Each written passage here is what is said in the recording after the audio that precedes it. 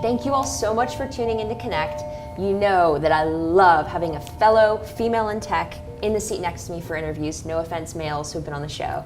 But really excited to have Edie Kirkman, Chief Product Officer of InfoTyco, right here today in studio.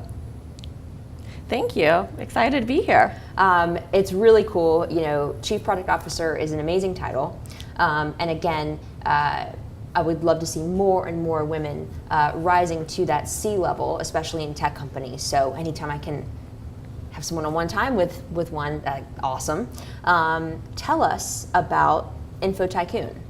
So for InfoTyco, I joined the company about 8 weeks ago. Wow! Yes, it's been pretty amazing in the short 8 weeks. And then what's exciting about InfoTyco is that we are doing a reboot of the company, which is very rare. And InfoTyco is a company that started 7 years ago, and we specialize in building management software for the multifamily business. So if you've ever rented an apartment, you know what the multifamily business is. Okay. And then the exciting opportunities that brings is that, you know, when you're a startup, you write startup code. And then you start to kind of find your niche and then build a product for that particular niche.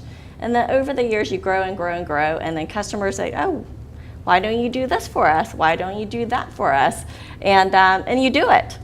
And over time, that you build this product and you just can't scale it after a certain point in time. And then to truly create enterprise software. So we have a rare opportunity at InfoTyco to basically start from scratch. And then if you can have hindsight in your business and say, okay, if I go back to the beginning, knowing what I know today, how would I do that differently? And then this is the true amazing opportunity that me and my team have the privilege of doing. You took the words out of my mouth. I was literally on the tip of my tongue like, what an amazing opportunity. That's so cool. And I love your LinkedIn profile. Says, helping companies reach their 2x potential and beyond. Like, boom, mic drop. That's what Edie does. There's a lot of things I want to talk about with you. Made some notes here. You know, obviously as the Chief Product Officer, the product development cycle is a huge part of what you're managing. So I want to get your unique insights into that. So I joined the company, and then, but they're lucky for me that there were a lot of people working on this transition and transformation of the company before I even got there. And I have a great opportunity to work with KP Reddy that you know as well. Hi KP, you're the man. and he's fantastic, and he specializes in this build tech industry segment. Yes. And his mission is to transform this nascent industry into something that is thriving and then full of technology, and then be able to enable people doing the work that they need to do. And so really happy to be able to join forces with him. Yes. And so he had a transitional team come in, which is a super luxury because normally you don't have that either. Right. So I've been very fortunate. And he had a transitional team came in and did some assessments and did a lot of customer discovery already. And then so by the time that my team got hired and then brought on, that we were able to kind of overlap with the transitional team and then get their insights and knowledge, and then that way we can literally hit the ground running. So really 8 weeks, and then we've been really building since week 6. Wow. Actually, we've been building since the second week we got there. So we're 6 weeks in. And then we have really the framework of the baseline of the product already, which is really exciting. Wow, that is so exciting. May I ask how many people you have working on this? Sure, because we have internal team and then also working with KP and his company that we have additional resources to help us as well. So right now we have about 20 different people working on all aspects of product, marketing, comms, that's really working as a close-knit group together. I think sometimes when you have bigger teams and inside bigger companies, you become more siloed, that everything becomes over the wall. Right. And with this particular venture that we're able to start from the beginning, but collaborating together, because who you're building it for, and then who are you gonna sell it to, and then the cohesiveness of what they both need is really important in the early stages. Yes. That you understand what is the value that you're creating and delivering for your customers, and then do they see that value as something important for their business? Right. And that is really key. So that's a great segue into the next thing I want to talk about that you bring a lot of expertise around, is how you approach product development from a human perspective. So from product development wise, it doesn't matter if you are brand management for a hotel, if you make toothpaste, it doesn't really matter if you don't make, not a lot of people make digital products, but at the end of the day is really who do you make it for? And then really understanding what their needs are, what's their time constraints, what pressures they're under, what goes into their decision making, and most important, how do they live their life? Yes. And not just their work life and then their personal life, and then now there's kind of a hybrid life that we have going on all the time. Yes. And we all try to achieve a good hybrid life. I wouldn't call it work-life balance. No. It's more of like how it meshes together. And really talking to customers, that's the only way to do it, and really be with your customers. It's important for that kind of one-on-one relationship rather than thinking about people as personas. So in our business, we have personas, which is kind of like you boil it down to the essence of different roles people take in using a particular product or using your particular brand.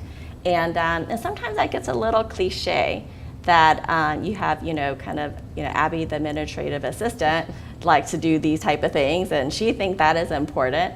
And from a product management perspective, like if you don't have a real Abby in your mind that you've met and you see her face when you look at this particular persona, then you're not really making a real product for a real person.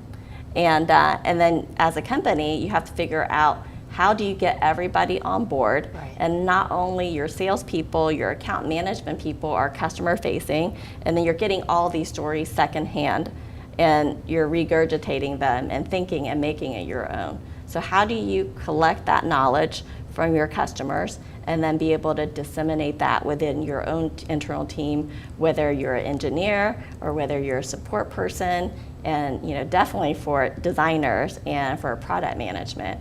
And that's what we think about as far as how do we create personal and unique products for our customers. So you bring up a point that I often kind of sit on frequently in what I do, and that's there is sometimes a difference between what people say they want and think they want than what they actually need. How do you walk that line? I think you ask them a lot of open-ended questions. And then you listen with your ears and you shut up in the process. And then there's, from my perspective, is that people always can think about the next iteration, the next step of what they need. And sometimes they say, oh, I need a button right here. And then this button will let me do this and this and that. And then in reality, they don't really need the button at all. Maybe you can rework the whole thing and make it the whole thing simplified, but that is not within their realm to understand. Exactly. That is not in their realm to make the decision because they're not the ones empowered to do it. So what they say is, I need this particular button, and then that way it kicks off all this manual stuff that I have to do, downstream. And then we're like, well, what if you didn't have to do that at all? What if there's a better way? Yeah. What if you didn't have to do any of this? Voice activated. Yes, even, exactly. So, it's really listening and then not imagine all the possibilities right there with your customer, which is super hard. It is very hard. It's super hard. Yes. Because you want to go into it. You want to immediately and then, solve the problem with them while they're Yeah. there. Like, well, what about this? What if we built that? And then that is your opportunity to talk. You still are in the engaged listener mode. Right. And then this is where you learn important insights where you would not have gained if you just kind of took notes and went home and built whatever they wanted. I love it. That's very, very key and very insightful. Through our conversation, you've been touching on the very personal focus that you and your team and your strategy places both on the customers and on internal team. And then segueing from that, how do you develop the internal talent that you're working with? talent development is definitely really important to all companies. And from our perspective, it's like, one, you need to know who you're building something for. And then two, to be successful is that you need to know who you're building it with. Yes. Yes. And then especially at InfoTyco, we just assembled a top-notch team in literally 8 weeks of time. Wow. Yes. And so we have to go through the stages of team formation quickly. Right. Like the forming, storming, norming, storming, performing. Yes. Yes. All of those great things. But how do you make that really happen? How do you get to performing when we just formed? How do you do that? And then Listening. I think, one thing is like not to force it Right. from happening, because there's a normal progression. That's why these phases are there. And then in like the first month, everybody's nice, right? It's kind of like you're dating for the first month. You're like, I don't normally like to eat that, but I will, just so I don't appear so picky, right? So there's the nicety of something, and then after a month, then you start to see, like within 60 days, you kind of like, here's your real personality kind of comes out, and then that's what we want to know. We want to know truly, the real person, who you are, what are you interested in, and also what are you not interested in. And then within 60 days, I feel like people have opportunity, some more than others, be more vocal about things. And then right now, I feel like we're kind of getting into the norming phase of our team. But then every time you add a new member to it, the cycle a mini cycle starts. Right. And then the bigger the team, the nearer the person coming in, they kind of adjust to the norms faster, because then they're like, oh, okay, I see what's going on here right now. Okay, I got it. And then onboarding is really important, and we have to figure out how to do better at it, obviously, because when we all started at the exact same week, there was like hardly onboarding. It's like, hi, what's your name? Yeah. What do you do? Cool. There's no employee manual. There's no. Well, there's some of that, but as far as the team itself, and we're basically doing a reboot, which means like we're not going to do some of the things that we did in the past, and hiring your leadership team and everyone that's working together at the same time, that you can't really provide as much direction during that particular time. So you really have to focus on the things that you need to do day one. That says, okay, let's get the team collaborating, let's define what our objectives are, how we're gonna accomplish them, and what is our mission. And then at first it's just buying into the mission to make sure everyone understands what we're here to accomplish. And then after this phase is that, I'm really working on to go from norming to performing. And one of the tools I use is the Clifton StrengthsFinders tool by Gallup. Yep. Yes. And I'm so into it that I am actually a Gallup certified coach. Wow. Very good to know. Yes. It's helpful. When you can play to your team's strengths and know where people were naturally inclined to shine, you're just so much more efficient and powerful. Yes, and I think for most people, they don't really understand how their natural talent shows up for them. Totally. I didn't figure it out till well into my 30s. So really wished I would have done it in my 20s or teens. But you know what? It's okay. Hindsight's 20/20. Yes. Anytime that you know and you're aware, and then that is when you're in your happy place. Yes. And then everybody should find their happy place, and then do what they love to do. And then also knowing what you don't love to do is really important. Very as important. well. Yeah. Yes. and then this is the next thing that we're going to be working on with the team, kind of talking about where their talents lie and then which ones they really want to hone in on and converting into a strength, because that's how you get it done.